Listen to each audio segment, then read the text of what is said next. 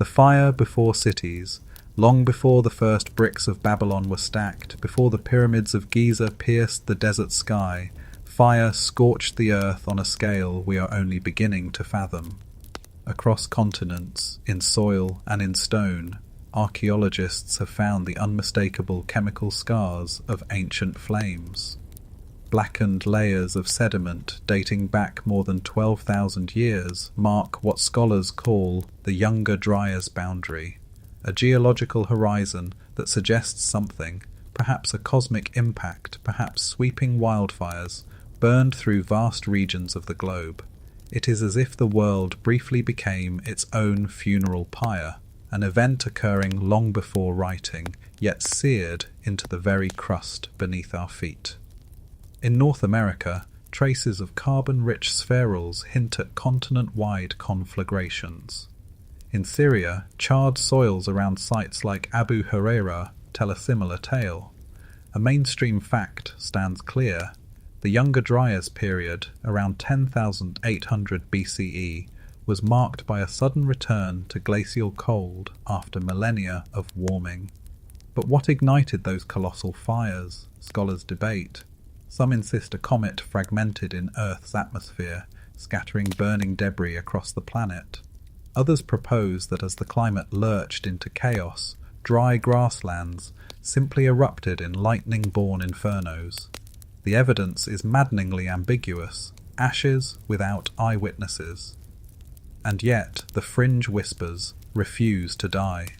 Some suggest that the fires were not just natural, but a veil over the last breath of a forgotten civilization, an Atlantis reduced not by waves, but by flame. It is here myth begins to thread itself through science, weaving images of entire cultures erased so completely that only soot remains. A reminder that the line between speculation and evidence is thin and often blurred by the smoke of time. Imagine for a moment a band of hunter-gatherers huddled beneath the aurora, lit sky, watching forests burn from horizon to horizon. For them, the fire may have been an omen, an end-of-days spectacle that scattered tribes, reshaped migrations, and forced new ways of living. Indeed, many oral traditions from indigenous cultures speak of the world set aflame, of suns that fell and stars that burned. Such tales, passed down for millennia, may be cultural memories of these infernal nights. What followed the fire was no less transformative. As glaciers returned and megafauna disappeared, the mammoths, the mastodons, the great short-faced bears, the survivors of this fiery purge began to experiment with the seeds of agriculture.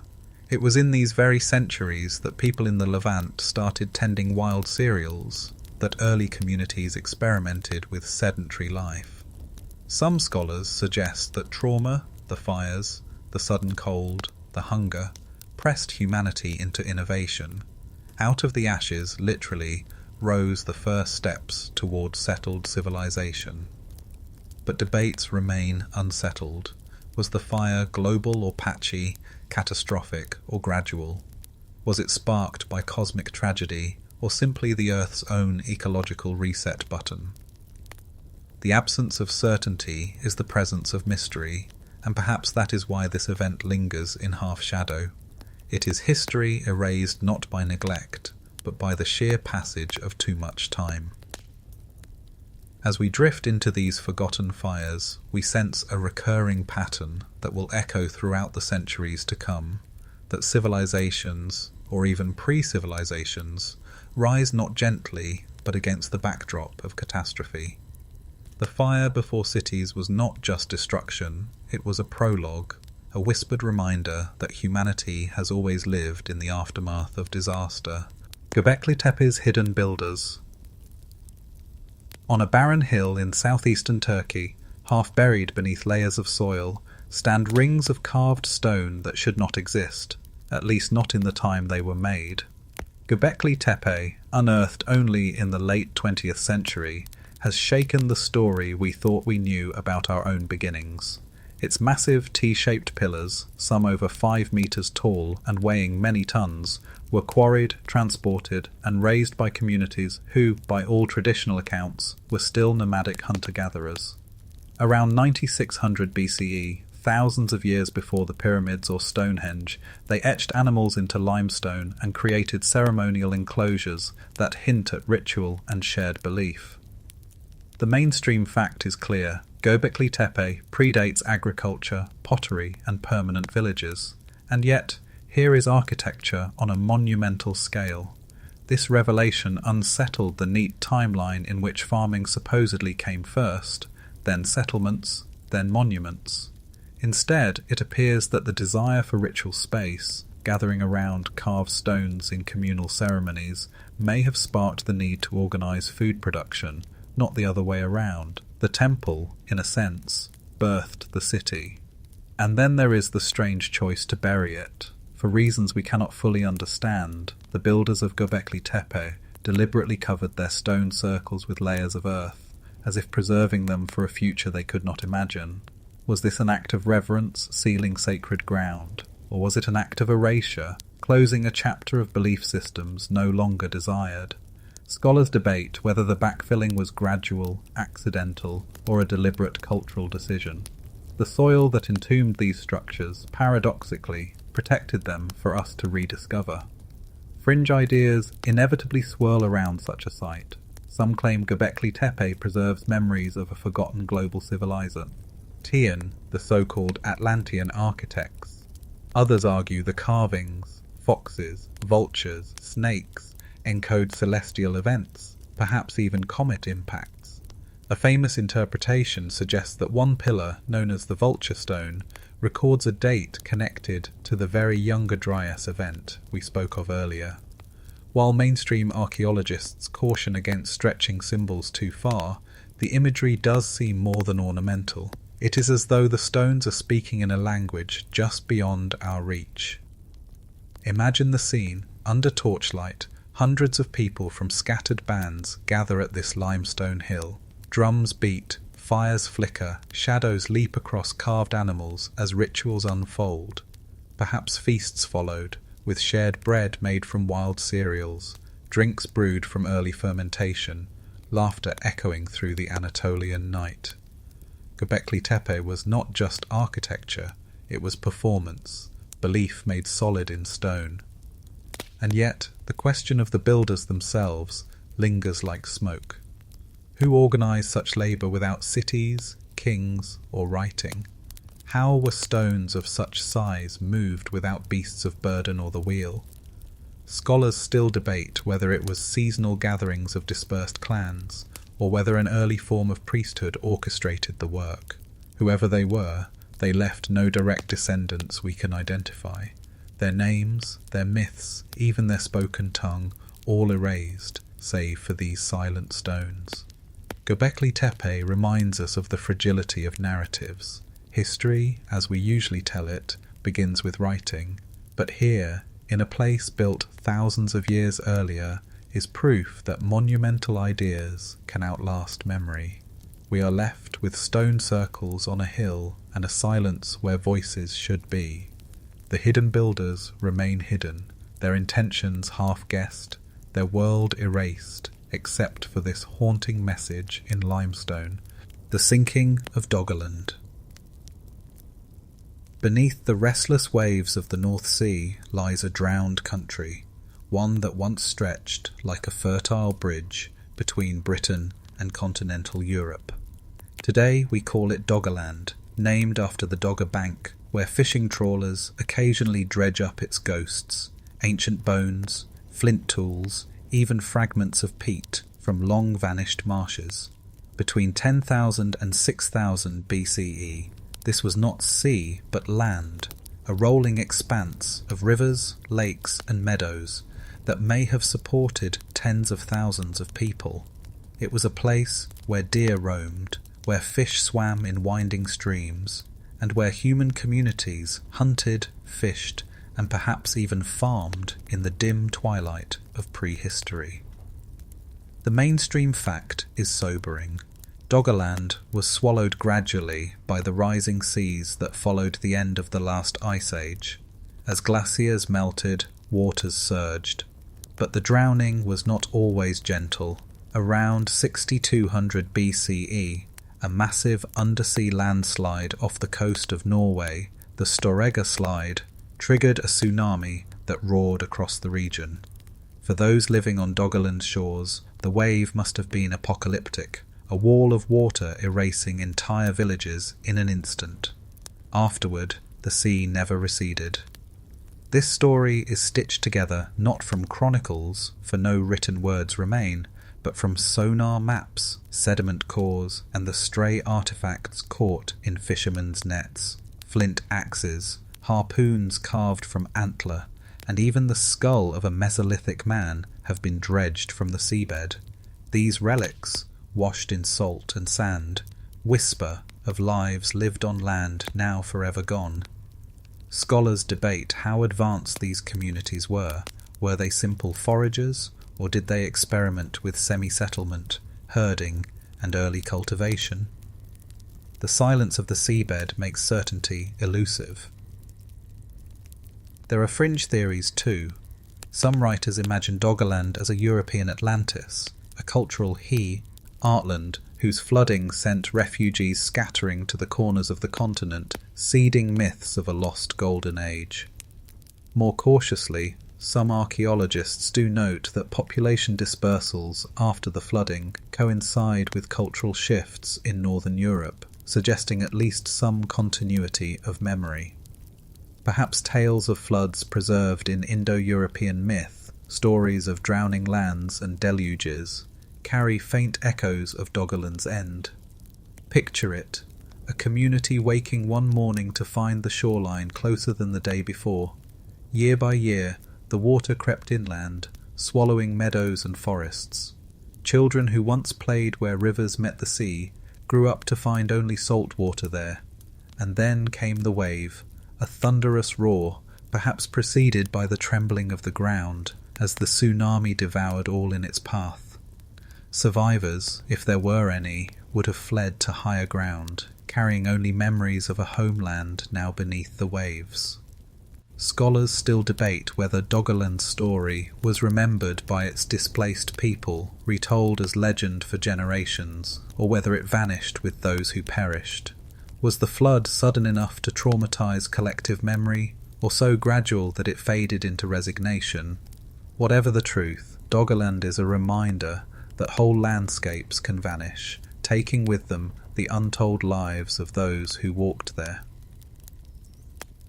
When we look out over the grey waters of the North Sea today, we are gazing not at emptiness, but at history erased. Beneath those waves lies a lost world, once alive with voices, firelight and laughter. A reminder that even the ground we stand on is never as permanent as it seems. The Sahara's green kingdoms.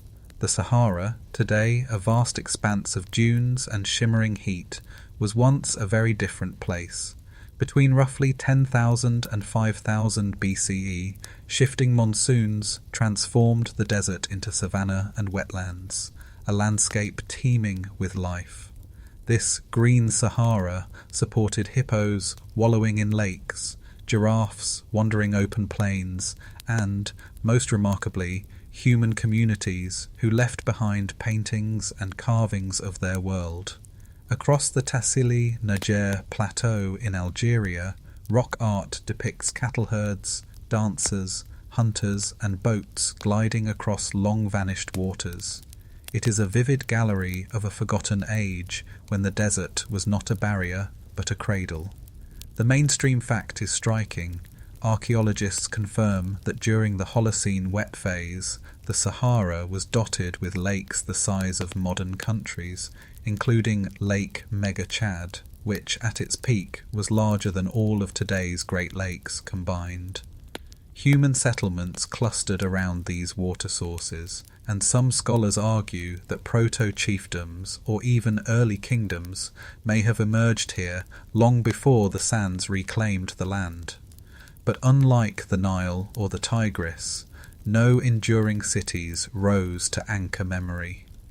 When the climate shifted again, the Sahara dried and its people scattered into obscurity. And yet, curious anomalies remain. In southwestern Libya, the The site of Nabataean reveals megalithic stone circles aligned to solstices, dating back as early as 6000 BCE, 2 millennia older than Stonehenge. These suggest not only ritual sophistication, but astronomical awareness among Saharan peoples. Scholars still debate whether such structures imply centralized authority, or whether they were simply communal ritual sites. Either way, they complicate the image of scattered foragers eking out survival in an Edenic savanna. Fringe theories take it further. Some see the Sahara's ancient rivers as the backdrop for myths of lost civilizations, perhaps even a memory of Plato's Atlantis. Others note uncanny resemblances between Saharan rock art and later Egyptian iconography, suggesting that the desert's vanishing cultures may have seeded the Nile Valley with knowledge. Mainstream archaeology is cautious, preferring to speak of cultural diffusion rather than forgotten empires, but the speculation lingers like a mirage. Imagine the scene around a Saharan lake. Reeds swaying in warm winds, fishermen casting nets from dugout canoes, children splashing in water that no longer exists. Herds of cattle grazed nearby, tended by early pastoralists who painted their lives on sandstone walls. Rituals may have unfolded under open skies, with drums echoing across plains now drowned in silence. These were not primitive wanderers, but people adapting, thriving, and innovating in a dynamic landscape. And then came the slow catastrophe. Rains weakened, lakes shrank, grasslands browned into dust. Families who had known nothing but abundance watched rivers dry and cattle starve. Some migrated toward the Nile, others south into sub-Saharan Africa, carrying with them traditions that blended into new cultures. Scholars still debate how direct these movements were, but many suspect that Egypt's earliest dynasties carried faint echoes of these Saharan roots. What remains today are ghostly traces, stone alignments half buried in sand, faded pigments of giraffes and dancers on rock faces, forgotten cemeteries beneath dunes. The Green Sahara's kingdoms, if we dare call them that, left no written words, only art, bones, and the haunting possibility that entire civilizations flourished where now only wind and silence reign. The Sahara reminds us that landscapes can betray us. What seems eternal, the abundance of rain, the reliability of rivers, can vanish within generations. Whole cultures rose and fell beneath shifting skies, leaving behind only fragments to puzzle over.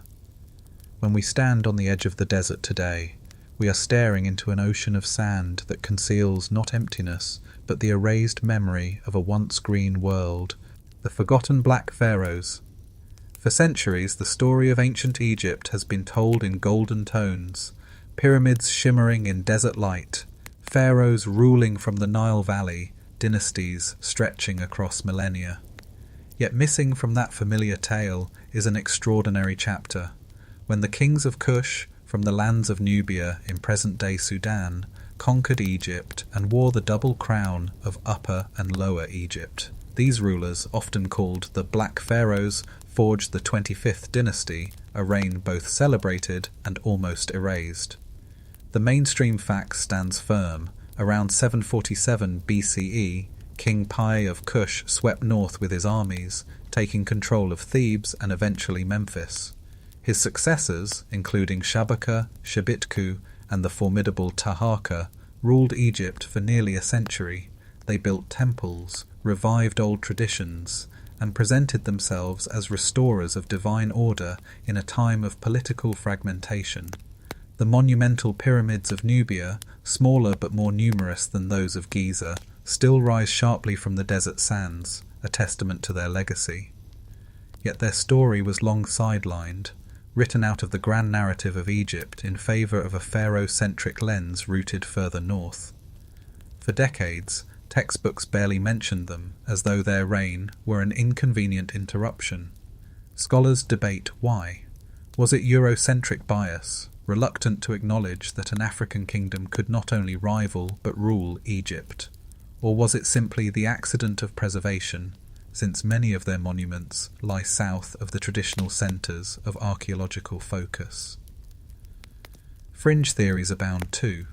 Some have suggested the Kushite dynasty was not merely a revival, but a renaissance, reintroducing lost spiritual practices from an even deeper antiquity.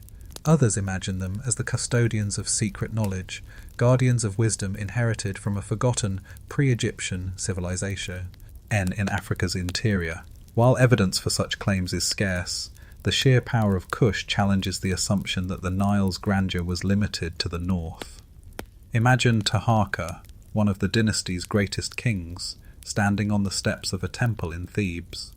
His inscriptions boast of battles fought against the Assyrians, of temples restored to their glory, of Nile waters blessing the land.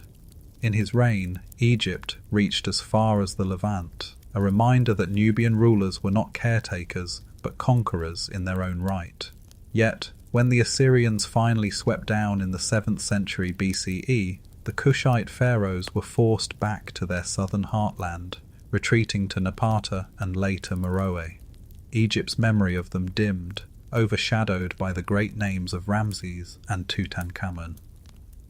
But silence does not mean insignificance. In Nubia, their legacy endured. The steep-sided pyramids of Meroe became royal cemeteries, hundreds of them piercing the desert horizon. Their queens, known as Kanduks, ruled with authority, some even leading armies. Here, in the shadow of Egypt's fading light, African kings and queens carved their own path, fusing Egyptian traditions with local innovation. Scholars still debate how integrated Kushite and Egyptian societies truly became during this dynasty.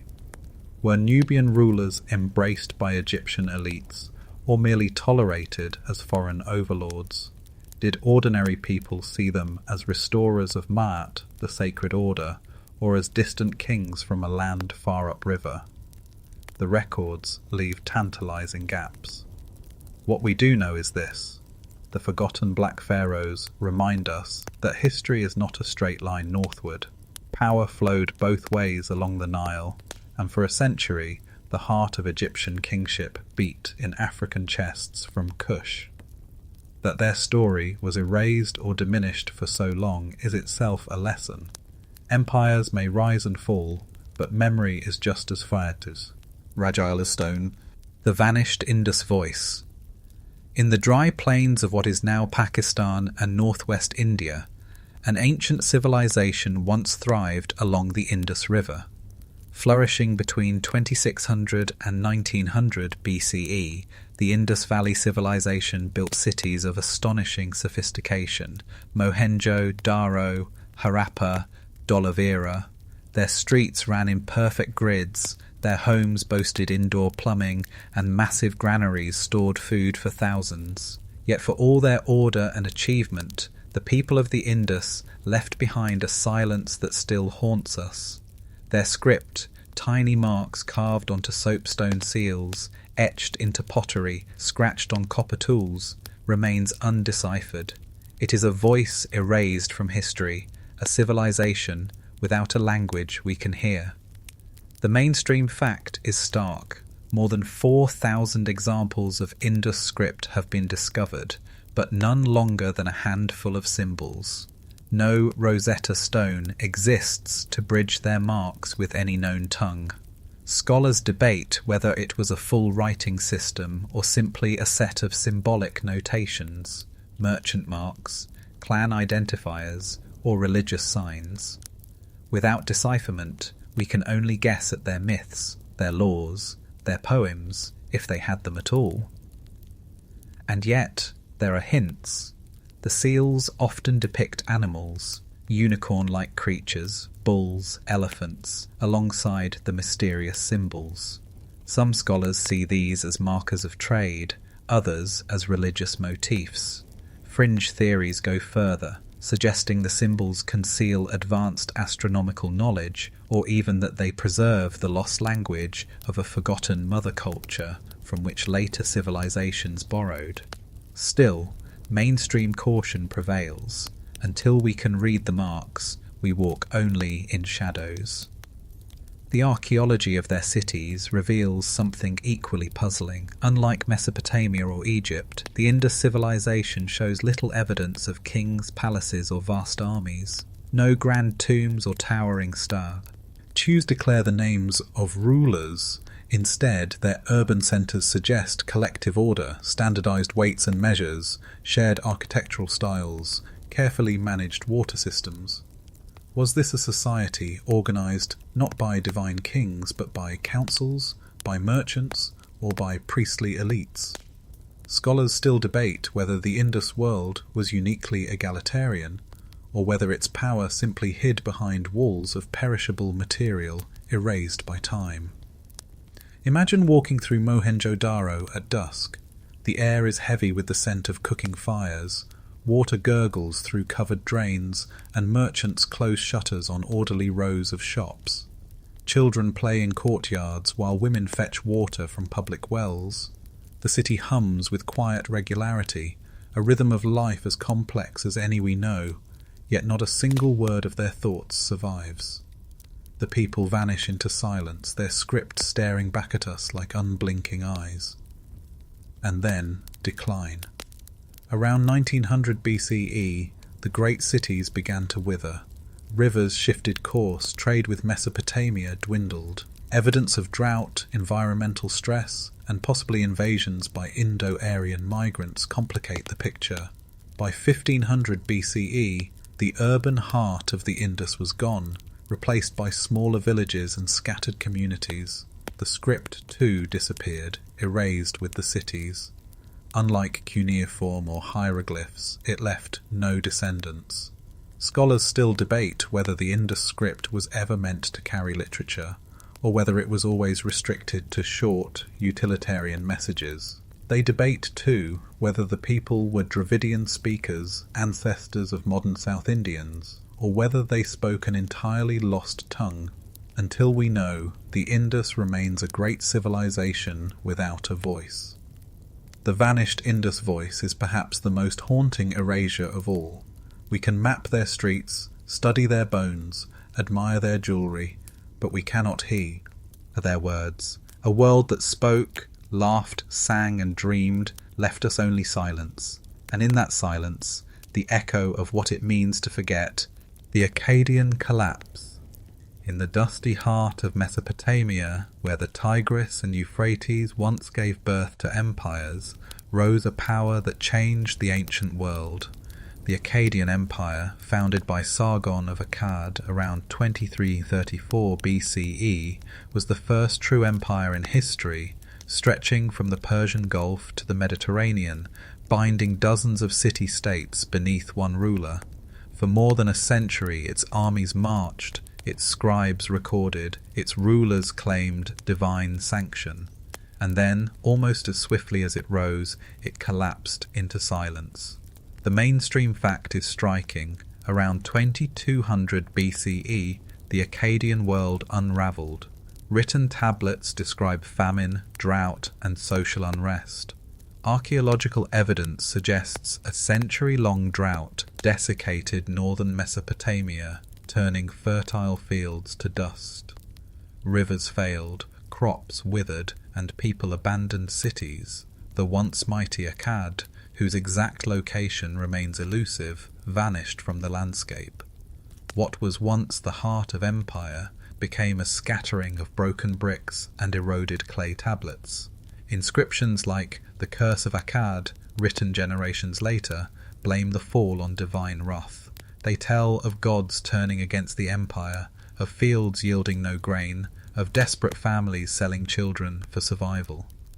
Scholars still debate how much is myth and how much reflects real climate catastrophe.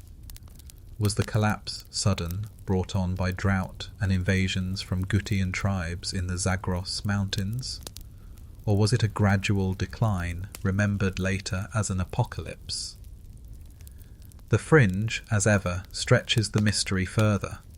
Some writers claim that the Akkadian collapse echoes a global shift, the same abrupt climate change that may have unsettled Egypt's Old Kingdom and civilizations in the Indus Valley. Others imagine that Akkad's downfall was not mere drought, but the consequence of overreach, irrigation gone wrong, salinization poisony, nung fields, or even forgotten epidemics. The idea that the first empire fell because of the planet's shifting moods is both humbling and unsettling. Picture the scene in an Akkadian city at the height of decline. The canals, once brimming, now shallow, choked with dust. Farmers, gaunt with hunger, bring shriveled grain to market. The ziggurats still loom above, but their steps echo with fewer worshippers. Clay tablets record pleas for food, lists of missing labourers, and prayers unanswered. Children cry in courtyards where laughter once rang. Then silence. Families fleeing north, searching for rain, leaving walls to crumble. And yet, echoes of Akkad lived on. The idea of empire did not vanish. It became the blueprint for later powers. Babylonia, Assyria, Persia. Sargon himself became a figure of legend, remembered as a humble cupbearer who rose to rule the world. His daughter, Enheduanna, a high priestess of and the world's first named author, continued to shape religion and literature long after Akkad's fall. In this sense, the empire was erased in stone, but not in memory. Scholars still debate whether the Akkadian Collapse should be understood as a singular catastrophe or as part of a wider pattern. The fragility of early states in the face of environmental upheaval. What is certain is that it marked a turning point when humanity first learned that empires, however mighty, are not immune to the moods of the sky and soil. The Akkadian Collapse was more than the end of an empire.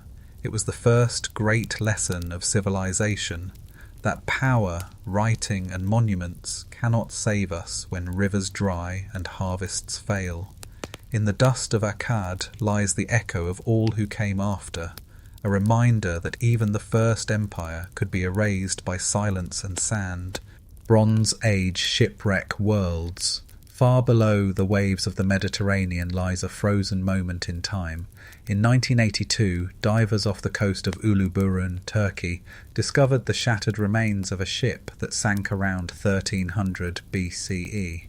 What they uncovered was not just a vessel, but an entire world preserved in timbers and cargo, a window into the networks of the late Bronze Age.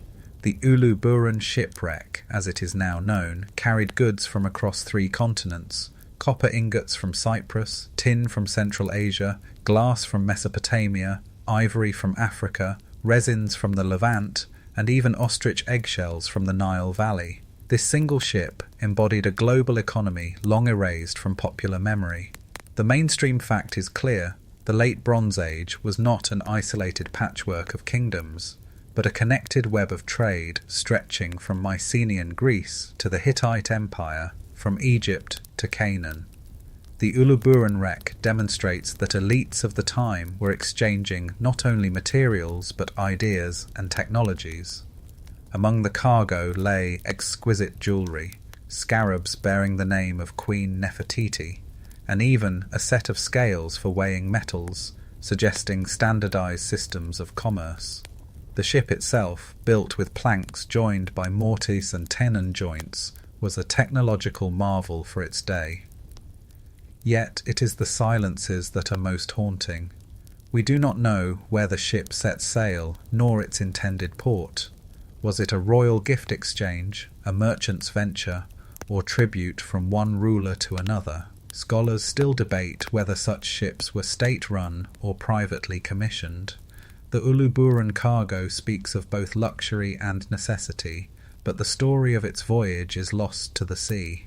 Fringe theories, as always, push further. Some writers claim such wrecks hint at a forgotten globalization, far more advanced than we imagine, linking even distant regions like the British Isles or India.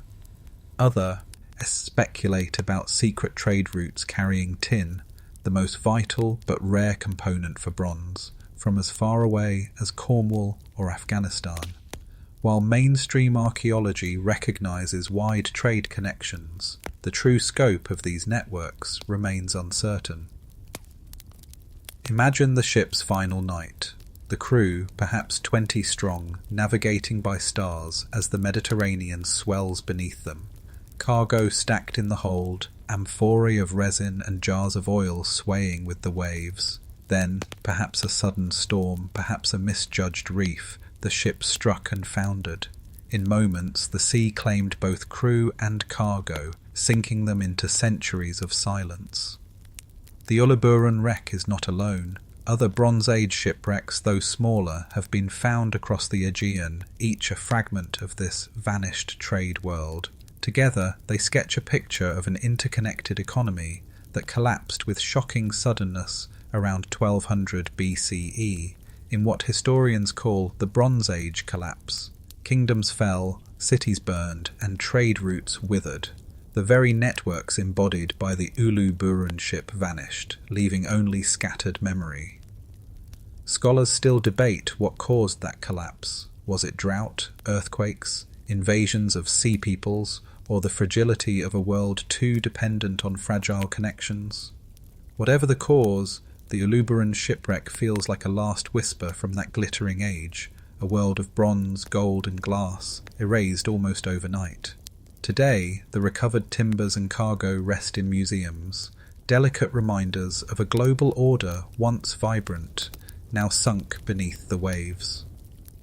The Bronze Age shipwrecks remind us that seas are not only barriers, but bridges, and that history is not always written in stone. It is sometimes hidden in salt water, waiting for us to listen. The Hittite Eclipse. In the highlands of Anatolia, long before the rise of classical Greece, a great kingdom flourished. The Hittites, emerging around 1600 BCE, forged an empire that stretched from modern Turkey to northern Syria, rivaling Egypt and Babylon. They fought wars, drafted treaties, and carved their laws into clay. Their kings claimed descent from the storm god, and their armies harnessed chariots that thundered across battlefields. And yet, within a generation, this empire dissolved so completely that its very existence was forgotten until the late 19th century. For nearly 3 millennia, the Hittites were erased from memory. The mainstream fact is startling. By around 1200 BCE, the Hittite capital of Hattusa lay abandoned, its walls breached, its palaces empty. Clay tablets that once recorded treaties, religious rituals, and correspondence with pharaohs lay scattered in silence. The Hittite Empire, which had signed the world's first known international peace treaty with Egypt after the Battle of Kadesh, simply ceased to exist as a political power. Scholars still debate the cause, whether it was drought, internal rebellion, or the waves of sea peoples who ravaged the eastern Mediterranean at the time. The rediscovery of the Hittites in the 19th century shocked historians. Their cuneiform tablets revealed not only kings and battles, but a vast pantheon of gods, a culture blending Indo-European and Near Eastern traditions, and a bureaucracy as complex as any in the ancient world. And yet, for centuries, they had existed only as ghostly names in the Bible, dismissed as myth. Their eclipse from history was not only physical, but intellectual, an entire people reduced to rumour. Fringe interpretations seize upon this mystery. Some suggest the Hittites preserved secret metallurgical knowledge, even experimenting with early iron smelting centuries before it became widespread. Others claim that their sudden disappearance is evidence of catastrophic events, perhaps celestial or volcanic, echoing the collapse of other Bronze Age powers. While mainstream archaeology grounds the fall in climate stress and invasions, the silence of their records leaves room for speculation. Imagine the final days of Hattusa, the once bustling citadel quiet, grain stores emptied, fires guttering in abandoned hearths. The storm god's temples stand deserted, their offerings untended. Chariots, once the terror of battlefields, stand idle as their wheels crack in the sun. Families slip away under cover of night, taking only what they can carry, leaving their city to the creeping embrace of weeds and silence. Within decades, the empire is gone, its memory buried beneath soil and skepticism. And yet, the Hittites' fingerprints endure. Their treaties influenced later law codes, their use of iron hinted at the future, their myths, like the tale of the storm god battling the serpent Iluyanka, may echo faintly in later Greek stories of Zeus and Typhon. The empire's legacy survived not in monuments like Egypt's pyramids, but in cultural shadows absorbed by neighbours who remembered without naming. Scholars still debate whether the Hittites' collapse was total or partial. Did remnants survive as small Neo-Hittite states in Syria, or was the empire truly shattered? Whatever the answer, the scale of their disappearance remains staggering. To vanish from history so utterly that even their name was doubted is a rare fate for a civilization of such magnitude. The Hittite eclipse is a cautionary tale. Empires may shine brightly for centuries, yet all it takes is a generation of drought, rebellion, or invasion to plunge them into darkness. That we rediscovered them only in our own age reminds us how fragile memory can be, and how many more empires may yet sleep, erased, beneath earth and time. The Olmec Thunderheads.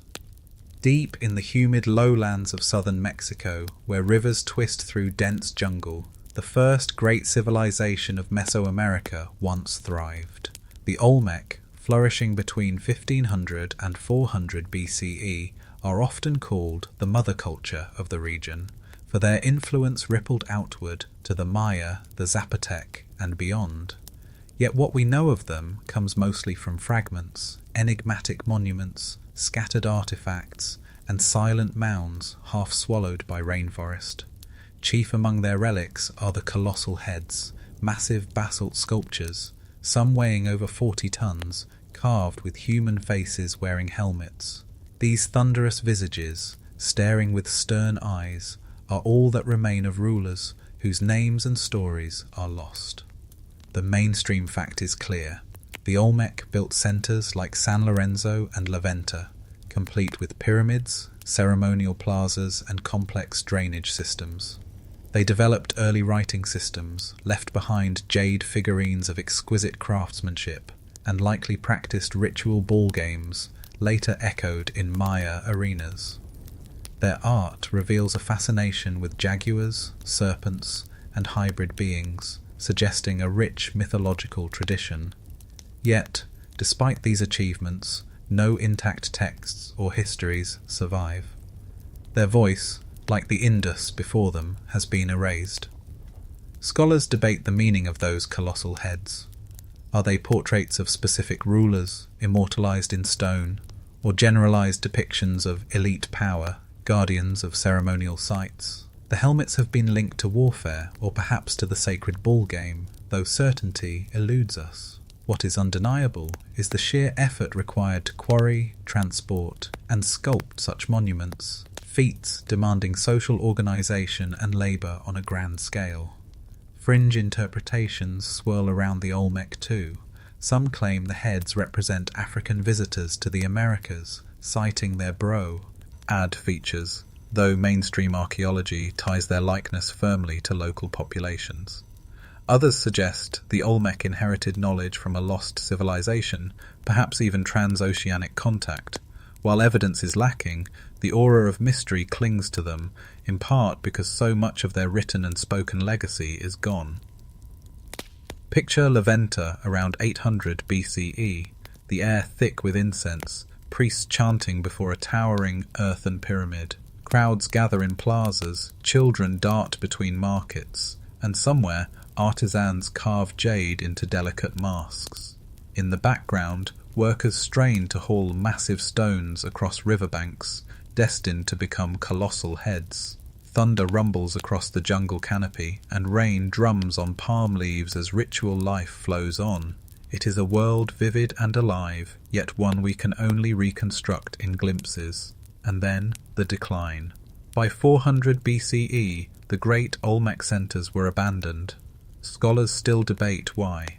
Was it environmental stress, rivers shifting course, floods and droughts undermining food supply, or political turmoil, elites overthrown and monuments toppled? Whatever the cause, the Olmec heartland fell silent, leaving only scattered heirlooms in the hands of later cultures. To the Maya and Aztec, the Olmec were remembered as the people of rubber, mysterious ancestors whose gods and rituals still cast shadows. The Olmec thunderheads remain as guardians of that silence. Their stern faces look out across centuries, unyielding, unreadable, as if daring us to remember. Scholars still debate whether the Olmec should be seen as a unified state, a loose confederation of centres, or even a cultural horizon that spread without centralised kingship. The absence of written histories means we may never know. Yet, their legacy endures. From calendars to ball games, from pyramid forms to jaguar gods, the Olmec left seeds that blossomed across Mesoamerica. T. Hey are both erased and eternal, shadows in the jungle, who continue to speak, not in words, but in stone. The Minoan volcano, in the blue waters of the Aegean, the island of Thera, today called Santorini, hides one of the greatest cataclysms of the ancient world. Around 1600 BCE, the island's volcanic heart erupted with such violence that it shattered mountains, buried towns, and sent tsunamis racing across the Mediterranean. This eruption, among the largest in recorded prehistory, spelled doom for the Minoan civilization that flourished on nearby Crete. The palaces of Knossos, once alive with frescoes and dancers, soon fell into decline. In myth, it may echo as the fall of Atlantis, a paradise lost beneath the sea. The mainstream fact is this: the eruption of Thera devastated the Minoan world. Archaeological excavations at Akrotiri, a settlement on the island itself, reveal streets, houses and frescoes frozen in time beneath layers of ash, Europe's Pompeii, centuries earlier. These murals show a society of elegance and vitality, where ships sailed across seas, dolphins leapt beneath painted waves, and women in flounced dresses presided over rituals. But beneath this beauty lay fragility. When the volcano tore open, pyroclastic flows consumed the town, and tidal waves smashed into Crete's harbours. Crops failed, trade faltered, and the Minoan dominance of the Aegean began to crumble. Yet the story is not straightforward. Scholars still debate the precise timing of the eruption. Radiocarbon dates suggest around 1600 BCE, while Egyptian records hint closer to 1500 BCE. This discrepancy, nearly a century, remains unresolved, a riddle that complicates the chronology of the entire Bronze Age. And the debate doesn't end there. Was the eruption alone responsible for the Minoan decline, or did later Mycenaean invasions from mainland Greece deliver the final blow? The ashes conceal more questions than answers. Fringe ideas thrive here. Some writers claim that the eruption inspired Plough, Atto's tale of Atlantis, with Thera's flourishing island society vanishing overnight into the sea. Others suggest the tsunamis reached as far as Egypt, remembered as biblical plagues or echoes of the Exodus. While mainstream scholarship hesitates to draw such direct lines, the scale of the catastrophe was undeniable. Its memory must have rippled through oral traditions across the Mediterranean. Imagine the eruption itself. A plume of ash rising 20 miles into the sky, blotting out the sun. Lightning crackles through the column as the sea boils. Ships tossed like toys on towering waves. Villages swept away in moments. Across the water in Crete's palaces, tremors topple frescoed walls. Survivors watch helplessly as harvests fail, trade ships never return, and the old certainties dissolve. For them, it must have felt like the gods themselves had turned hostile. And yet, life continued. The Minoans rebuilt for a time. Knossos endured, its labyrinthine halls still echoing with ritual. But something vital had been broken. Their seaborne empire gave way to the rising Mycenaeans, who would later inspire Homer's tales of heroes and wars. The Minoan world, once radiant, was erased not by conquest alone, but by the fury of the earth itself. Scholars still debate the cultural memory of Thera's eruption. Did it echo in myths of floods and fiery gods, in stories of wrathful deities punishing mortals? Or was it simply buried, forgotten as generations passed, its survivors leaving no written testimony? All we know is that beneath the volcanic cliffs of Santorini, under whitewashed houses perched like snow, lie the bones of a civilization undone by fire and sea. The Minoan volcano is a reminder that nature, not just rival empires, can erase greatness. In the silence of ash and pumice, the lost voices of Thera still linger, unheard but not unfelt. The Battle of Megiddo.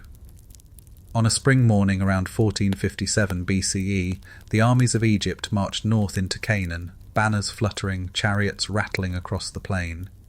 At their head rode Pharaoh Thutmose III, determined to break a coalition of rebellious city-states backed by the kingdom of Mitanni. The confrontation would unfold at a place whose name echoes even today, Megiddo. This battle, often called the first recorded battle in history, decided not only the fate of Egypt's empire, but also how war itself would be remembered. The mainstream fact is clear. The Battle of Megiddo was meticulously chronicled on the walls of Karnak Temple. There, scribes recorded how Thutmose led his troops through a narrow mountain pass, risking ambush, to take the shorter route toward Megiddo. It was a daring gamble.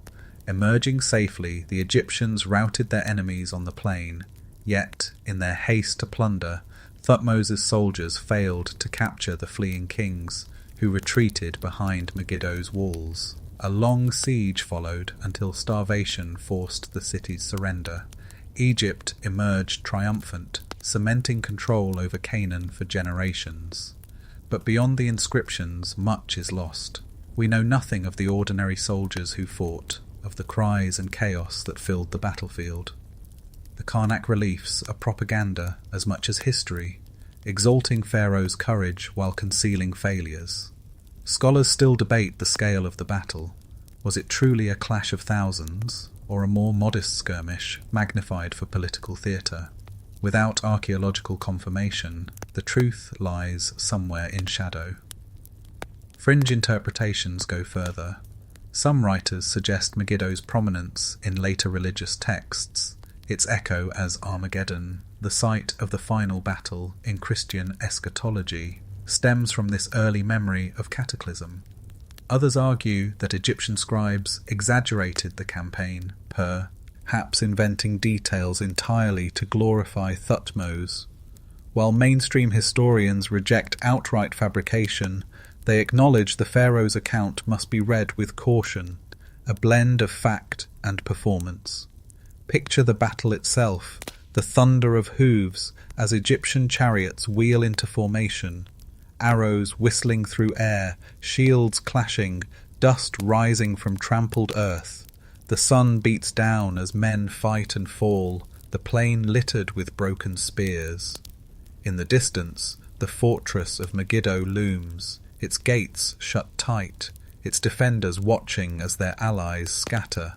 That day, history turned, but the victor's pen chose how it would be remembered. And what of the aftermath? For Thutmose, Megiddo marked the beginning of nearly 2 decades of expansion, during which Egypt reached its greatest territorial extent.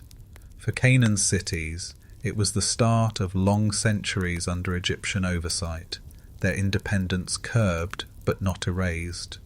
And for Megiddo itself, the battle ensured a legacy far larger than its walls. Later generations remembered the place as a nexus of conflict, a stage where empires clashed and destinies shifted.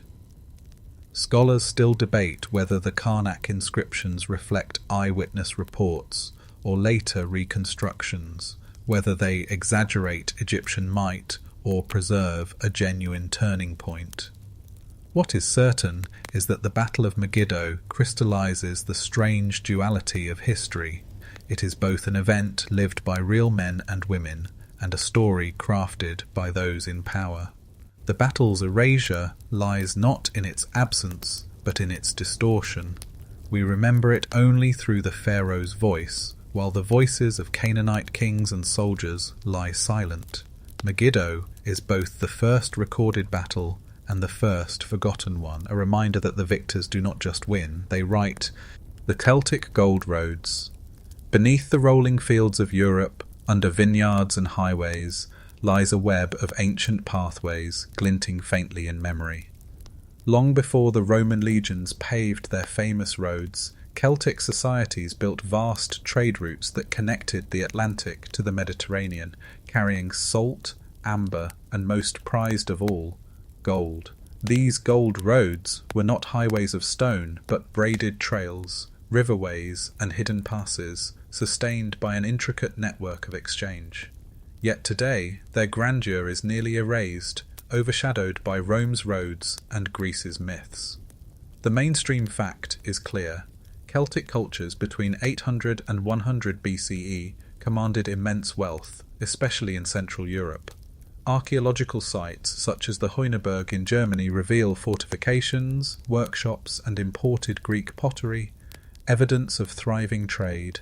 Salt mines at Holstadt and Durenberg provided the white gold that financed Celtic networks, while rivers like the Rhone and Danube became lifelines of commerce. Hoards of golden torques, bracelets and coins, buried either as ritual offerings or hidden during crisis, testify to a world where wealth flowed along invisible highways. Yet the details of those roads remain shadowed. Unlike Rome's stone arteries, the Celtic gold roads were paths of earth and water, leaving few traces. Scholars still debate how centralized this economy was. Were Celtic chieftains orchestrating trade through alliances and festivals, or did wealth diffuse more loosely across tribal networks? The absence of written Celtic records leaves us dependent on Greek and Roman accounts, often dismissive, painting Celts as barbarians rather than merchants of sophistication. Fringe theories push against this erasure. Some suggest the Celts maintained a continental system as intricate as Rome's, a kind of proto-globalization linking Britain's tin mines, the Amber Coast, of the Baltic, and the vineyards of the Mediterranean. Others go further, claiming the Celts were the true architects of Europe's wealth, their knowledge later appropriated by Rome. While such ideas stretch evidence, they remind us how easily conquest overwrites memory. Imagine the gold roads at their height. Caravans of pack animals trudging through alpine passes, their hooves clinking against stone. Boats drifting down broad rivers piled with amphorae of wine and sacks of salt. At way stations, festivals erupt, feasting, trading, alliances sealed with torques clasped around throats. For centuries, these roads pulsed with life, connecting distant tribes in webs of kinship and commerce. And then erasure. Rome's expansion in the 1st century BCE brought conquest, assimilation, and silence. The Celts' roads, never monumentalized in stone, faded into the soil.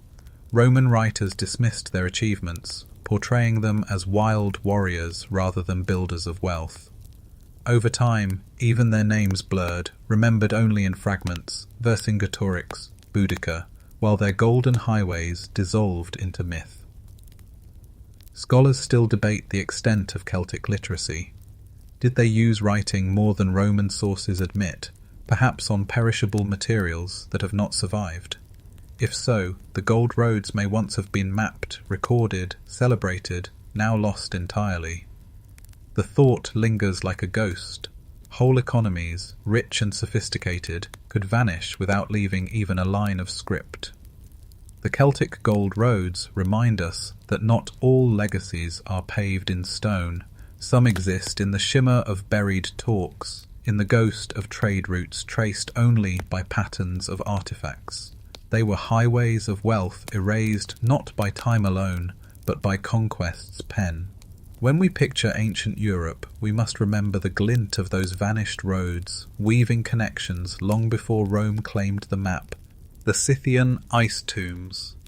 Across the endless grasslands of the Eurasian steppe, where winds howl and horses thunder, the Scythians carved out a world of fierce mobility. Between the 9th and 2nd centuries BCE, these nomadic warriors roamed from the Black Sea to Siberia, feared by Persians and Greeks alike. They left few cities and fewer written words, but in the frozen earth of their burial mounds, known as kurgans, their story endures. Within these ice-locked tombs lie golden treasures, tattooed warriors, and horses sacrificed to accompany their riders into eternity. The mainstream fact is vivid. Excavations in Siberia's Altai Mountains, particularly at Pazyryk, have uncovered tombs preserved by permafrost. Inside, archaeologists found chariots, textiles of astonishing detail, and even human remains with tattoos still etched on skin after 2 millennia. Some tombs held entire stables of horses, bridled and adorned, their sacrifice a chilling testament to the Scythians' bond with their mounts. Gold plaques, decorated with swirling animal motifs, reflect a culture obsessed with the interplay of predator and prey, life and death. Yet these riches tell only fragments. The Scythians left no written histories. Their stories come filtered through outsiders. Herodotus described them as wild, drinking the blood of enemies, living from horse and bow. Was he exaggerating or capturing kernels of truth? Scholars still debate the accuracy of his colourful tales. Without their own words, the Scythians hover at the edge of myth, their legacy filtered by those who feared them. Fringe theories often amplify this aura. Some claim Scythian tombs conceal links to lost civilizations, pointing to artistic similarities with cultures far beyond the steppe. Others imagine them as guardians of secret shamanic knowledge, their tattoos encoding constellations or rituals. While such ideas stretch Idence, the Scythians' reputation as enigmatic, otherworldly horse lords makes speculation hard to resist. Picture the burial of a Scythian chieftain, a pit dug deep into frozen ground lined with wooden beams.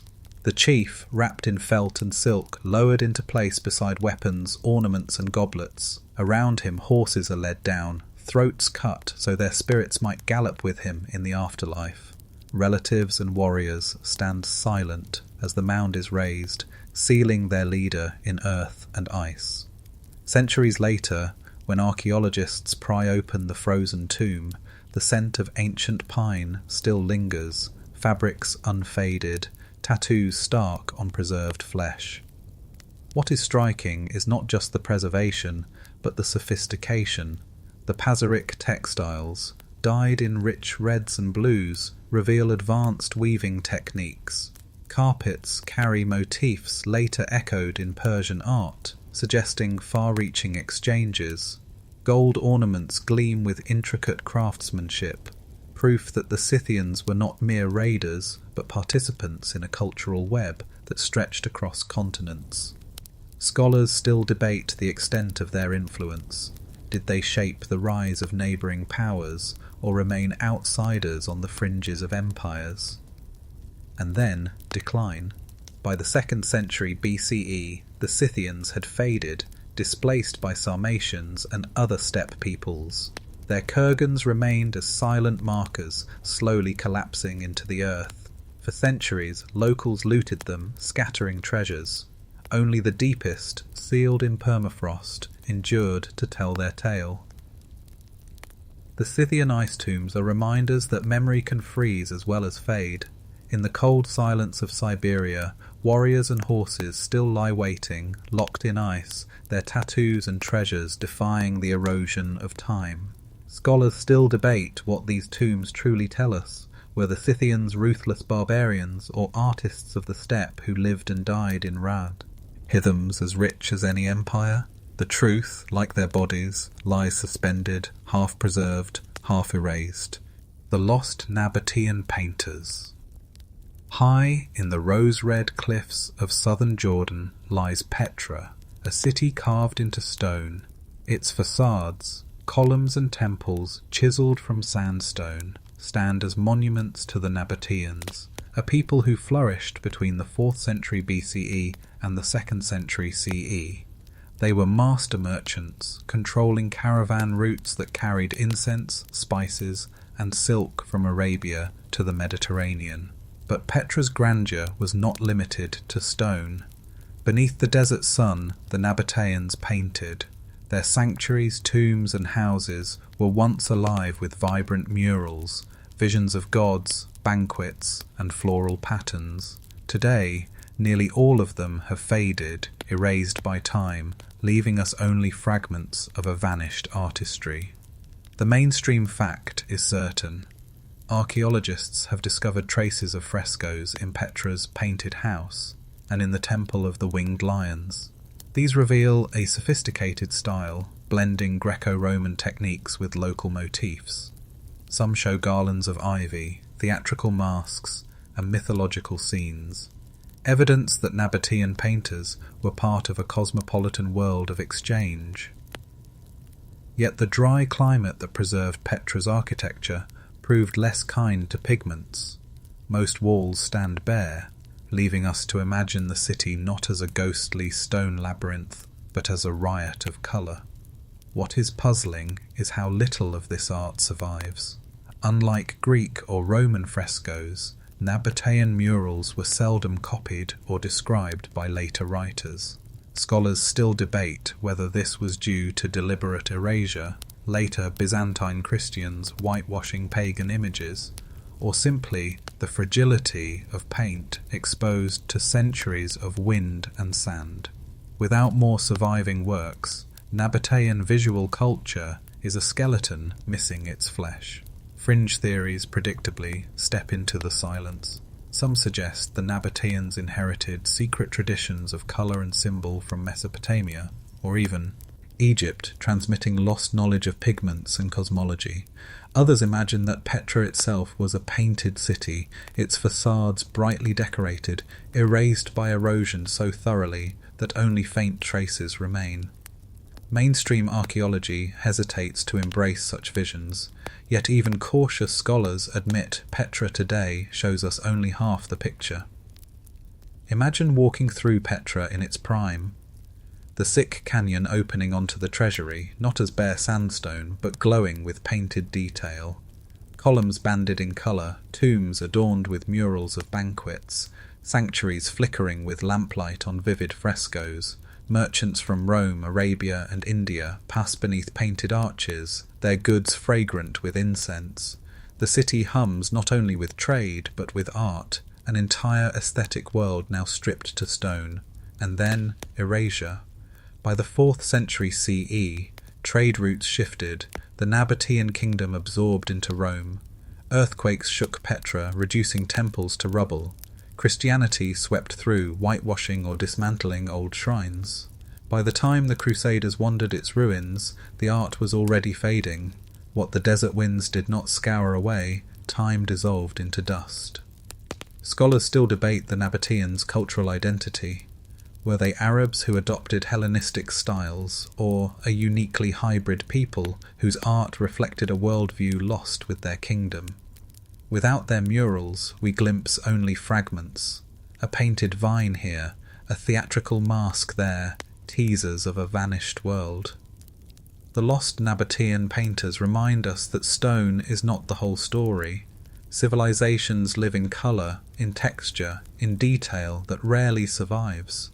Petra endures as a skeleton of grandeur, its painted skin erased, its artists forgotten. Yet in the faint traces of ivy, in the whisper of pigment on sandstone, we sense a city that once bloomed in colour, and a people whose voice was not only carved but painted. Into history, the Amazonian earthworks. Beneath the dense canopy of the Amazon rainforest, long assumed to be untouched wilderness, lies a hidden geometry. In the past few decades, deforestation has exposed strange patterns etched into the earth. Vast ditches forming squares, circles, and interlocking lines. These geoglyphs, stretching across hundreds of kilometers in Brazil and Bolivia, are remnants of societies that flourished for centuries before European contact. Yet their memory was erased, their cities swallowed by jungle, their existence doubted until the soil itself revealed them. The mainstream fact is undeniable. LiDAR surveys, laser mapping technology, have confirmed hundreds of earthworks, some dating back at least 2,000 years. These were not simple trenches, but complex structures, often aligned with celestial events, suggesting ritual or communal functions. Surrounding them, evidence of managed forests, raised fields, and fish weirs indicate intensive agriculture. Far from being an untouched Eden, the Amazon was a cultivated landscape, engineered by people who shaped their environment with skill. And yet, this story was long denied. For centuries, European chroniclers dismissed indigenous claims of populous Amazonian societies, assuming that poor soils could not sustain large settlements. The jungle itself seemed to erase memory, swallowing villages within decades, leaving little stone or pottery. Scholars still debate the scale of these societies. Were they loose networks of villages or proto-urban centres supporting tens of thousands? Without texts, their political structures remain elusive. Fringe theories amplify the mystery. Some claim the earthworks reveal a lost Amazonian empire, rivaling the Incas or Maya, deliberately hidden by jungle growth. Others go further, suggesting the geoglyphs encode astronomical maps or messages to the gods, while mainstream archaeology favors practical and ceremonial explanations. The sheer scale invites wonder. Imagine walking through the Amazon 1,000 years ago. Instead of unbroken forest, you would find mosaics of orchards, clearings, canals, and villages. Communities gathered around circular ditches for rituals, their fires glowing beneath a sky thick with stars. Farmers tended manioc and maize on raised beds, while fish traps in engineered streams ensured steady food.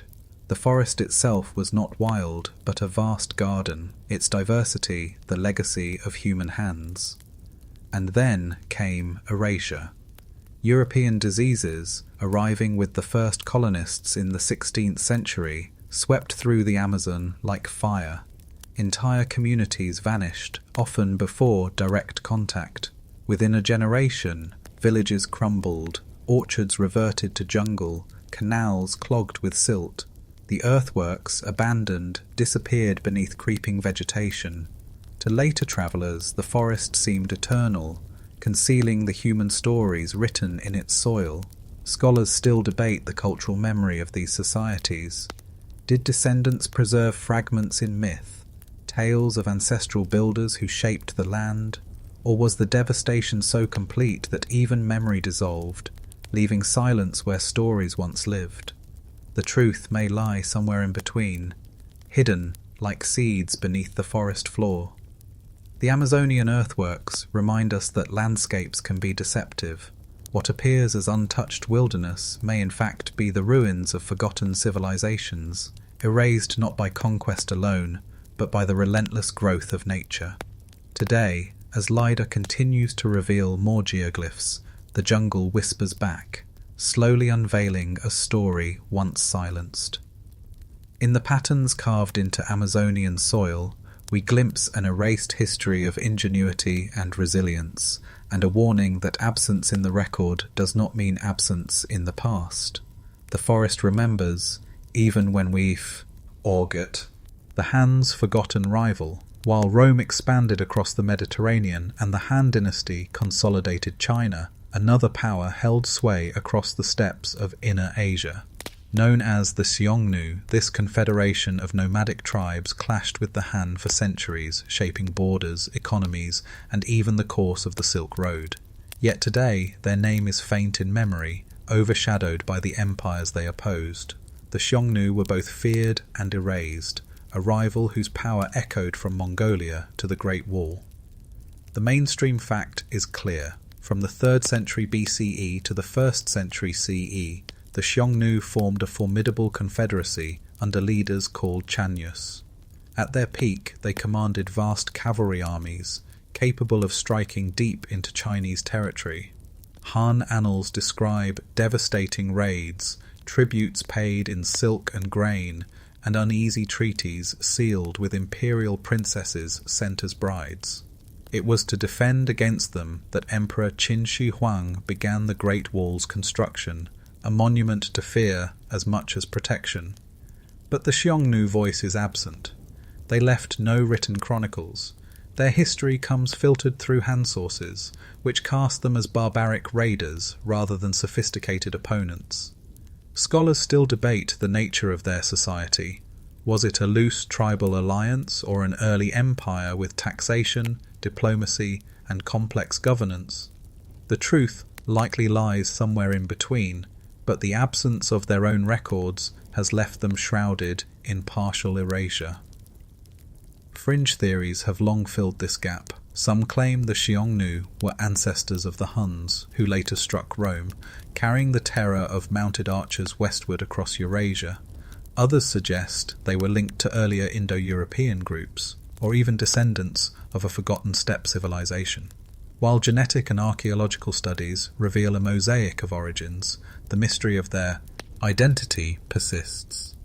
Imagine the life of a Xiongnu camp on the steppe.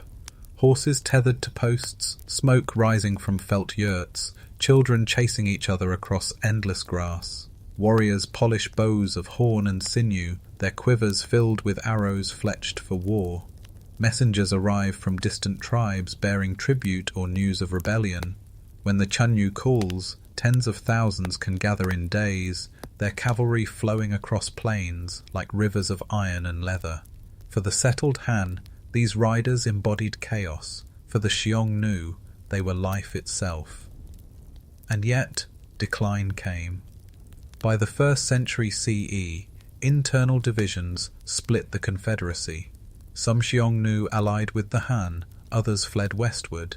Over time, they dissolved into the shifting tapestry of steppe peoples. Their name faded, their memory blurred into legend. To the Han, they became a cautionary tale, a shadow haunting frontier walls. To later historians, they were little more than a footnote, forgotten rivals erased by Rome and China's brighter glow. Scholars still debate their fate. Did fragments of the Xiongnu truly become the Huns who terrorized Europe centuries later, or is that link only a seductive echo across time? Were they simply absorbed into new confederacies, their name lost but their bloodlines enduring in later Turkic and Mongolic peoples? The answers remain elusive, scattered like hoofprints across the steppe. The Xiongnu remind us that history is often written by the settled, not the nomadic. Their empire left no stone cities, no temples, no inscriptions, only the bones of horses, the remnants of yurts, and the fear carved into Han chronicles. Yet for centuries, they were Rome's unseen counterpart, a rival power who shaped the destiny of an empire and then vanished into silence. The Kingdom of Aksum.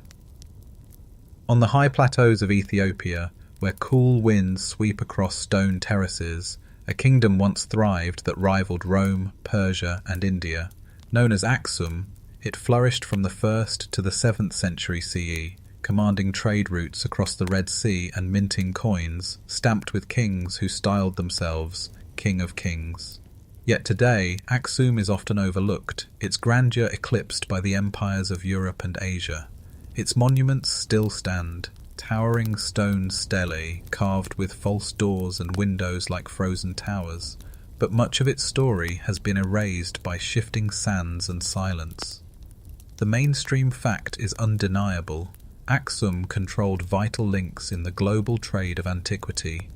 Ivory, gold, and exotic animals flowed from Africa through its ports, while goods from Rome, India, and Arabia crossed in return.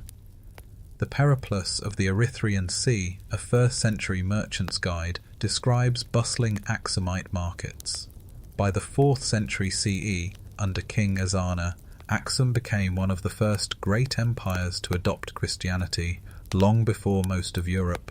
Its coins, bearing crosses, spread its faith along with commerce. Yet gaps remain wide.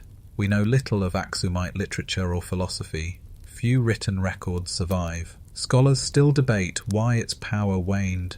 Was it climate change, drying rivers that once fed agriculture? Was it the shifting of trade routes as Islam rose across Arabia, diverting commerce away from the Red Sea, or did internal struggles weaken the kingdom? What is clear is that by the 8th century Axum had receded into obscurity, its stelae standing silent over fields. Fringe theories push further. Some writers claim Axum was the true home of the Ark of the Covenant, guarded in secret by Ethiopian priests. Others imagine that Axum's reach extended far beyond the Red Sea, its ships venturing to India and perhaps even China. While archaeology supports some of these maritime links, the bolder claims rest on legend, yet the aura of mystery remains, fed by the absence of records. Picture Axum at its height. Merchants crowding into its stone marketplaces, camels laden with incense, ships' sails unfurling in the Red Sea port of Adulis. Priests chant in early Christian churches, their hymns rising against the carved stelae that tower overhead. Kings sit on thrones of ivory, receiving emissaries from far-off lands, their words echoing in a language whose written traces have nearly vanished. This was not a peripheral world, but a crossroads where Africa met the wider currents of antiquity, and then decline. As the climate dried and trade routes shifted, Axum's influence dwindled. Its once busy ports quieted, its stelae toppled in earthquakes or deliberate destruction. The kingdom's memory endured in Ethiopian chronicles, but to the outside world it faded, overshadowed by Islam's rise and Europe's later gaze. For centuries, Axum was a ghost in history, its role forgotten until modern archaeology revived its name. Scholars still debate how far Axum's influence reached. Was it a regional power or a global one, commanding seas as confidently as Rome commanded land? Without more records, the answer drifts in uncertainty. What remains is the haunting paradox. A kingdom once hailed by outsiders as one of the world's great powers, now erased from most popular narratives. The kingdom of Axum stands as proof that Africa was never outside history, but at its heart. Its towers still rise, silent sentinels of a forgotten empire, reminding us that memory can be as fragile as parchment, as fleeting as the trade winds that once carried Axumite ships across the seas. The desert libraries of Timbuktu. On the edge of the Sahara, where dunes meet the slow waters of the Niger River, Timbuktu became a beacon of learning. From the 14th to the 16th centuries CE, it flourished as a centre of trade and scholarship, a city where gold caravans arrived in clouds of dust and scholars debated beneath mosque courtyards. Yet today, Timbuktu's memory in the wider world is often reduced to a proverb of remoteness. As far as Timbuktu, its true legacy, preserved in fragile manuscripts, has been erased from most histories of the Renaissance. The mainstream fact is this. At its height, Timbuktu housed tens of thousands of manuscripts covering theology, law, medicine, astronomy, poetry, and history.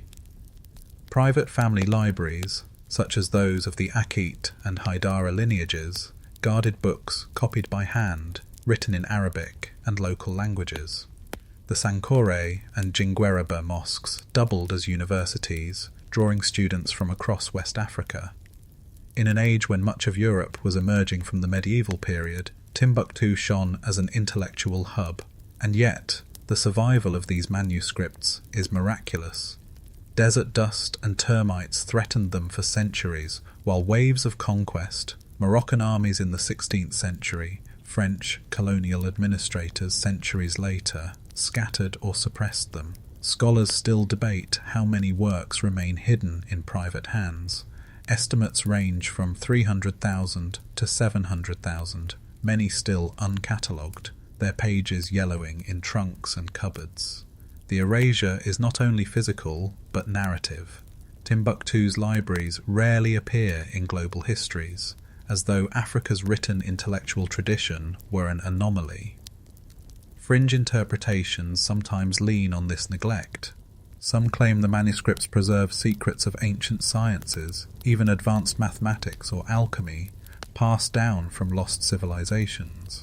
Others imagine links between Timbuktu's scholars and distant worlds, from Egypt to Andalusia. While such theories often stretch the evidence, they reflect a deeper truth. Timbuktu's story has been minimized, its significance diminished by centuries of prejudice and oversight. Imagine the city in its golden age. Caravans of camels arrive from the north, their loads heavy with salt and manuscripts from Cairo. Gold dust glitters in market stalls, exchanged for books as eagerly as for goods. In shaded courtyards, teachers read aloud from astronomy texts, while students copy carefully onto parchment. At night, lamps glow in study halls, where scholars debate theology, medicine, and law beneath the hum of desert winds. Timbuktu was not only a market for goods, but for ideas. And then, silence crept in. In 1591, Moroccan armies invaded, scattering scholars and plundering libraries. Many manuscripts were hidden, buried, or smuggled away.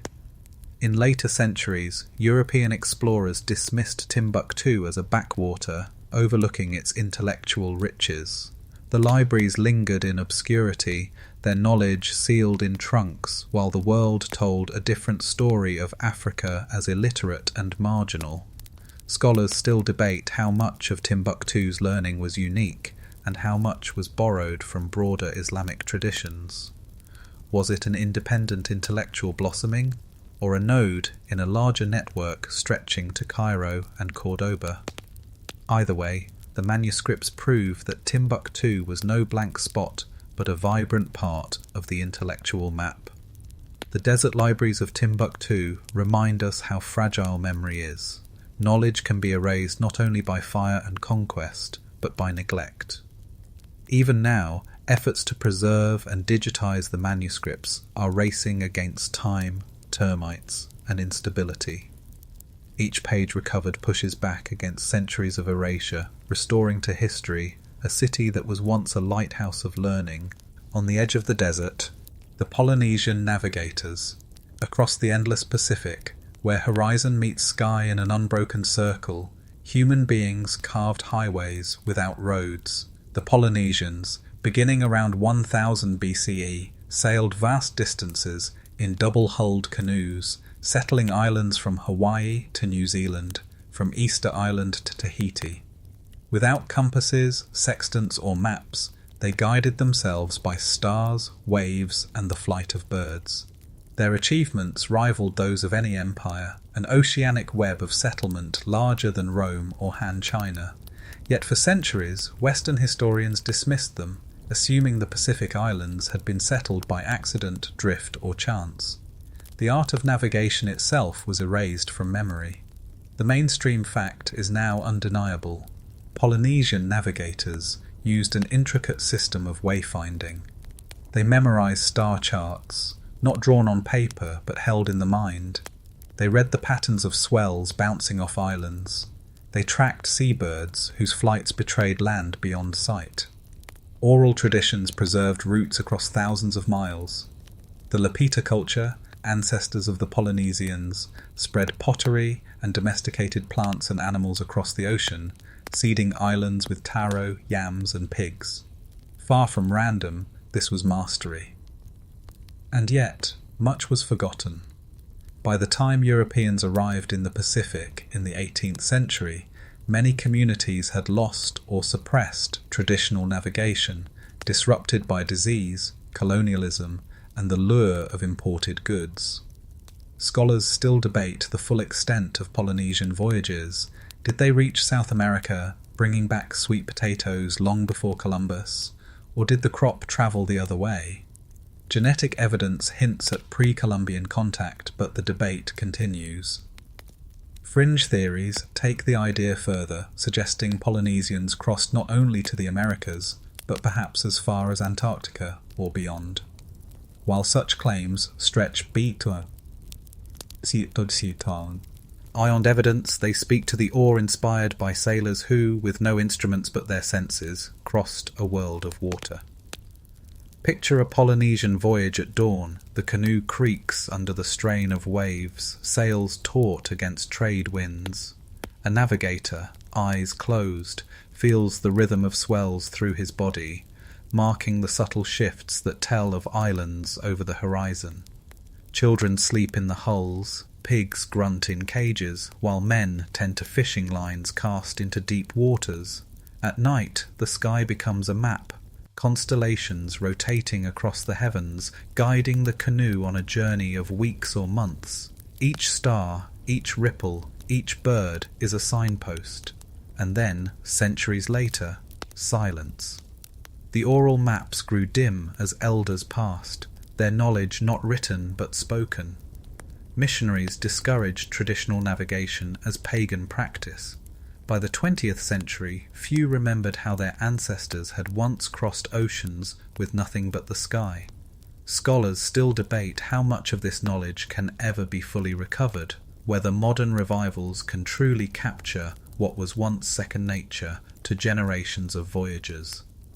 Yet the legacy endures. In the 1970s, the canoe Hokulea was built in Hawaii, and with the guidance of Micronesian navigator Mau Piailug, it retraced ancient routes without modern instruments. The voyage proved what had been denied, that the Pacific was not settled by chance, but by deliberate, brilliant skill.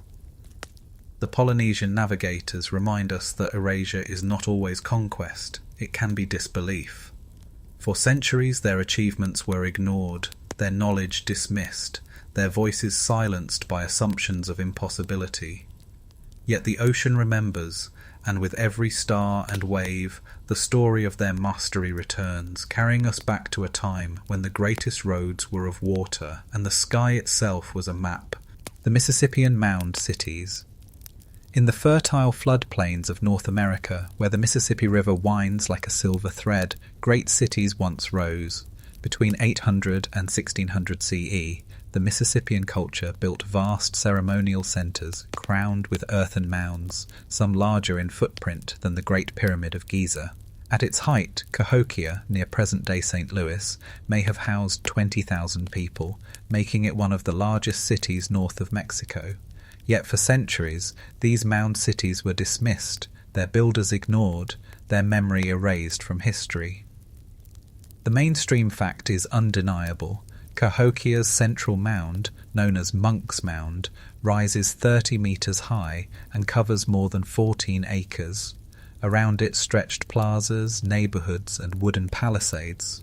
Archaeologists have uncovered evidence of complex social hierarchies, large-scale agriculture of maize, and long-distance trade networks reaching from the Great Lakes to the Gulf Coast.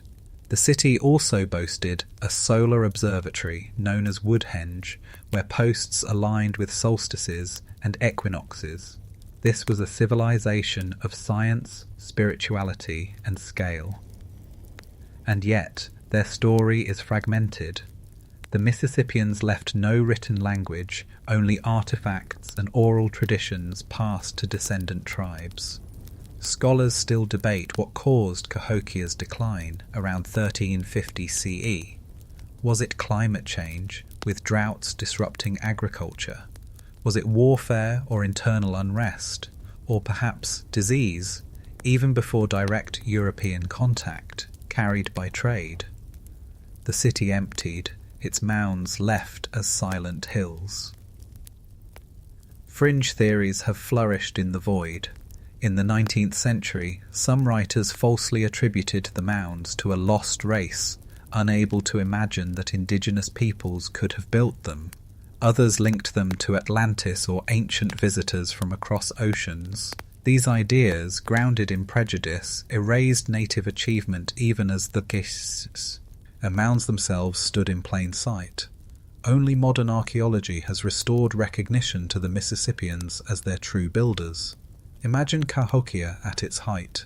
Crowds throng the central plaza during a ritual festival, drums pounding, dancers circling fires. Priests ascend Monk's Mound to make offerings, their voices carrying across the city.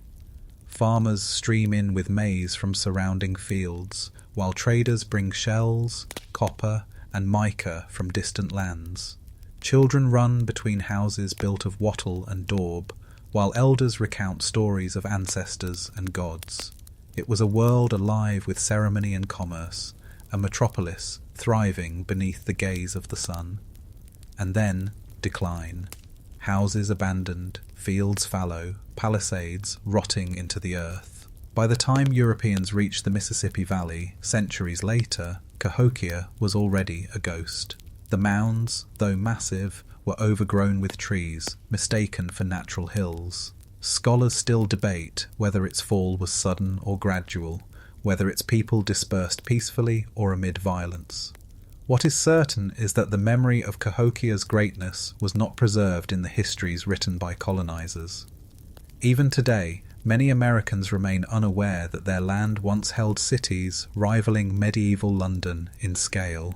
The erasure is not only archaeological but cultural, a refusal to acknowledge indigenous complexity.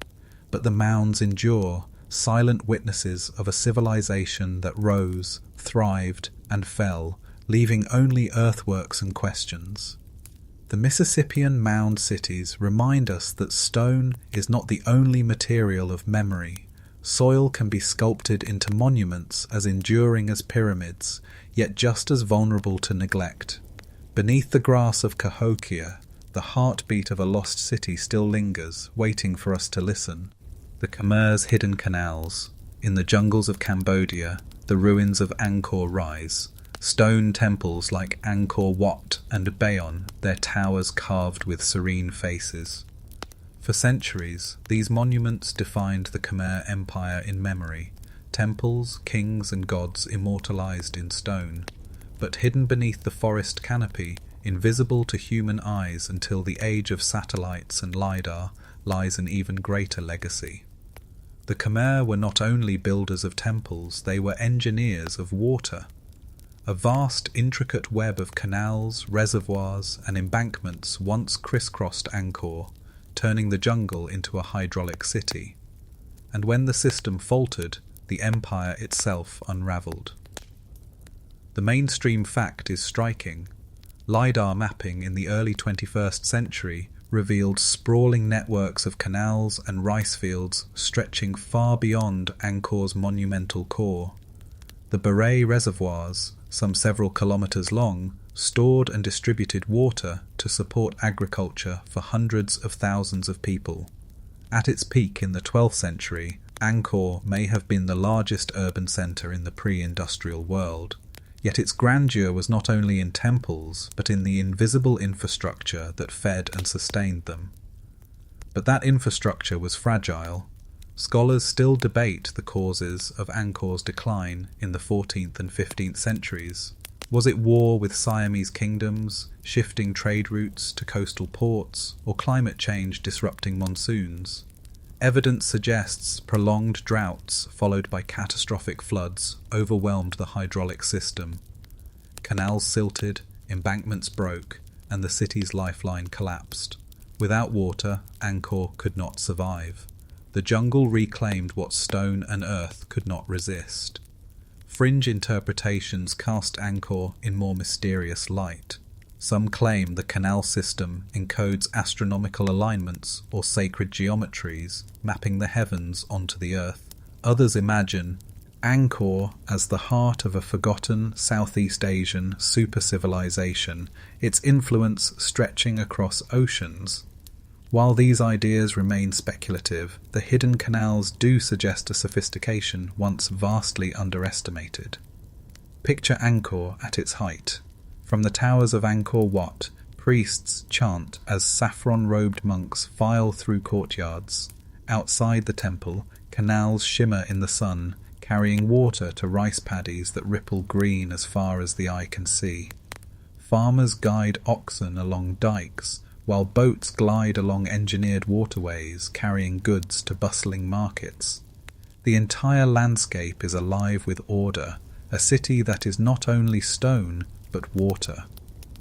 And then, decline, the monsoons falter, droughts parch reservoirs, Then sudden rains break embankments.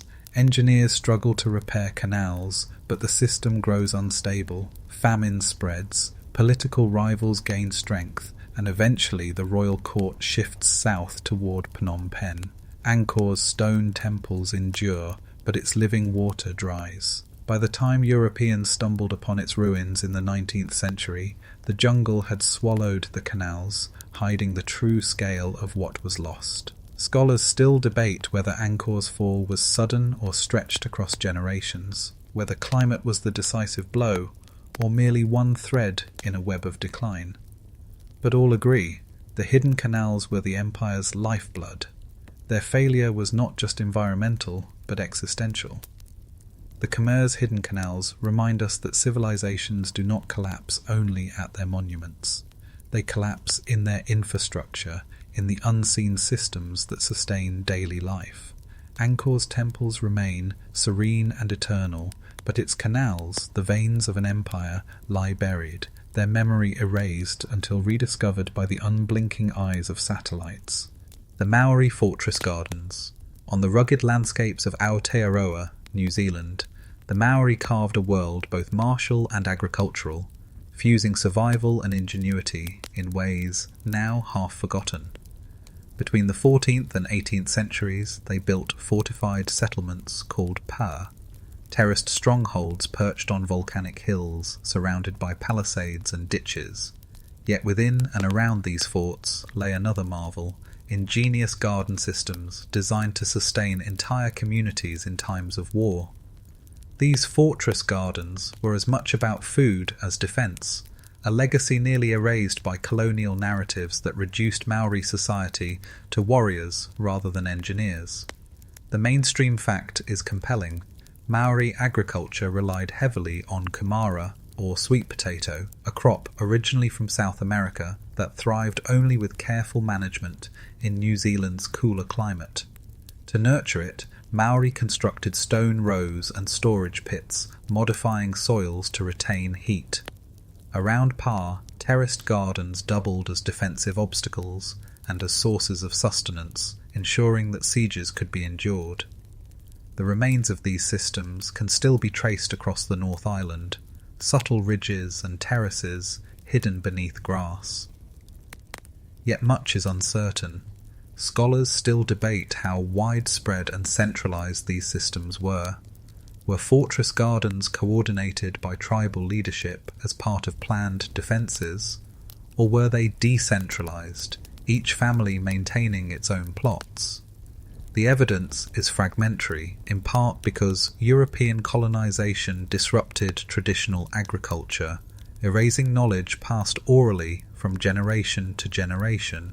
Fringe theories sometimes amplify the mystery. Some suggest the Maori inherited agricultural techniques from pre-Polynesian peoples, a hypothetical lost race of New Zealand. Others link the sweet potato to trans-Pacific voyages, imagining Maori or their Polynesian ancestor reaching South America centuries before Europeans. While genetic and botanical evidence gives some weight to Polynesian contact with the Americas, the idea of unknown predecessors remains speculative. Imagine a PR at dusk. Wooden palisades rise above the slope, casting long shadows across terraced gardens. Smoke curls from cooking fires as families prepare food grown in carefully warmed soils. Warriors patrol the ditches, watchful for rival tribes, while children dart between rows of kumara. In times of peace, these gardens fed communities with abundance. In times of war, they became lifelines, binding sustenance and survival into one design. And then, erasure. With European arrival in the 18th and 19th centuries, muskets, new crops, and colonial disruption transformed Maori life. Many pa were abandoned or destroyed, their gardens forgotten beneath pasture land. Colonial narratives, focused on battles and treaties, overlooked the agricultural genius of the people who had turned volcanic soil into fortified foodscapes. By the time archaeologists began to study pa in detail, much knowledge of their garden systems had already vanished. Scholars still debate whether fortress gardens represent primarily defensive strategy or simply the practical adaptation of agriculture to rugged terrain. Were they designed with war in mind, or did warfare merely overlay systems already in place? The lines blur, as they often do in history. The Maori fortress gardens remind us that landscapes themselves can be weapons and refuges. They blur the divide between agriculture and defense, showing that survival is not only about walls and weapons, but about the food beneath our feet. Today, as grassy slopes conceal their ridges, these gardens whisper of a people who engineered resilience in soil and stone, only to see their ingenuity nearly erased from the story of their land. The Sogdian Silk Shadows. Along the great arteries of the Silk Road, where caravans trudged through deserts and mountains, one people acted as the invisible lifeblood of exchange. The Sogdians, merchants from the valleys of Central Asia, modern Uzbekistan and Tajikistan, were the great middlemen of antiquity. Between the 4th and 8th centuries CE, they carried silk from China, glass from Rome, spices from India, and stories from everywhere in between. They were translators, diplomats, and cultural brokers. And yet, despite their pivotal role, their name is scarcely remembered. The Sogdians lived in the shadows of empires, their legacy largely erased. The mainstream fact is clear. Sogdian merchants established colonies from Chang'an in China to Samarkand in Central Asia. Their letters, discovered in a cache near Dunhuang, reveal the everyday struggles of traders, family anxieties, news of wars disrupting routes, appeals for credit. They were multilingual, fluent in Persian, Chinese, and Turkic tongues, and their religion was equally diverse. Zoroastrian fire altars, Buddhist shrines, and even Nestorian Christian crosses appear in their records. To travel the Silk Road was to walk in the footsteps of Sogdians. Yet their erasure is striking. Unlike Rome, China, or Persia, they never forged an empire of their own. They lived between powers, thriving in the gaps, their wealth dependent on others' demand. When the Silk Road waned under shifting trade routes and the rise of Islam, the Sogdians faded from prominence. Scholars still debate whether their decline was due to conquest, assimilation, or simple invisibility. Merchants whose legacy was absorbed by others. Fringe theories cast them in a more dramatic light. Some claim the Sogdians were secretive keepers of esoteric knowledge, transmitting hidden wisdom between East and West. Others imagine them as descendants of an older, unforgotten Central Asian civilization, their role as cultural brokers inherited from deep antiquity. While such claims stretch the evidence, the truth is already remarkable. The Sogdians ensured that silk, stories, and ideas flowed across continents. Picture a caravan leaving Samarkand, camels swaying beneath loads of silk and silver, merchants walking alongside, their tongues switching between languages as easily as they switch currencies. At night, fires flicker against desert winds, and stories are told in half a dozen dialects.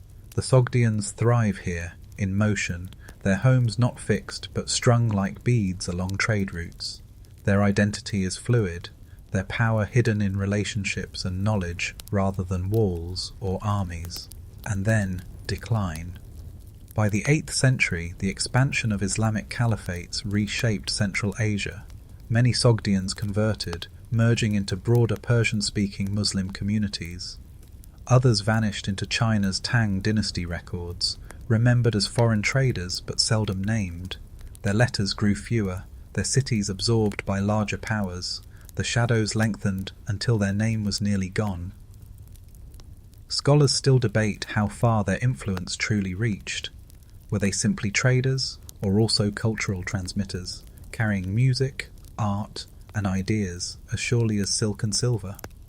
The evidence is tantalizing. Sogdian murals in Samarkand show banquets and dances. echoes of Persian and Indian styles blended into something uniquely theirs. In fragments of paint and parchment, we glimpse a cosmopolitan world erased from the spotlight of empire. The Sogdian silk shadows remind us that history often forgets the middlemen. Empires are remembered, merchants overlooked. Yet without the Sogdians, the Silk Road itself would have been little more than a map of dust and silence.